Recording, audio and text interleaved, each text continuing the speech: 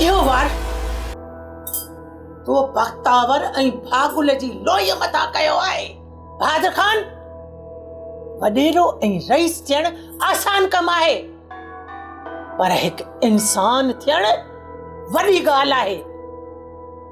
तूं वडेरे ऐं रईस जे रूप में हिकु हैवान आहीं, हैवान। बख्तावर, ज़बान संभाले ॻाल्हाए।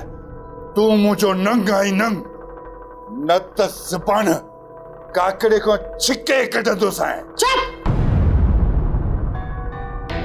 मूंखे शर्म तो अचे तुंहिंजे नंग थियण ते।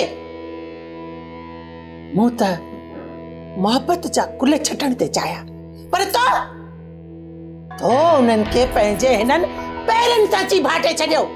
बंदि करी आहे पंहिंजी ज़बान।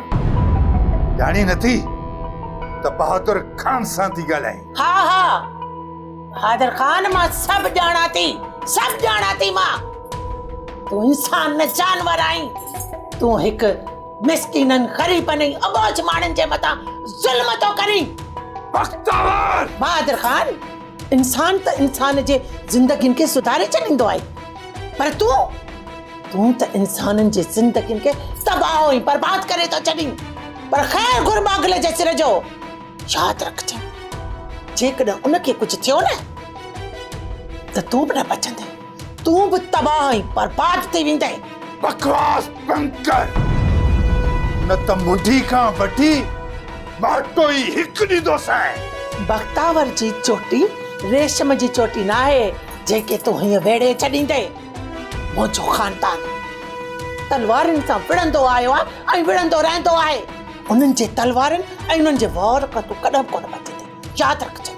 बख्तावर, तूं पागल थी चुकी आहीं। पुट ते एतिरो गुस्सो न, बागुल ते छो?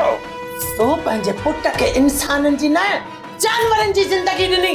पर यादि रख हिकिड़ी मुंहिंजी ॻाल्हि, जेकॾहिं बागुल खे कुझु थियो न त पोइ तुंहिंजे बि हिन घर में मातम हूंदो, मातम। यादि रखजांइ, ये तूं बख्तावर डायलॉग ते पढ़ेगी।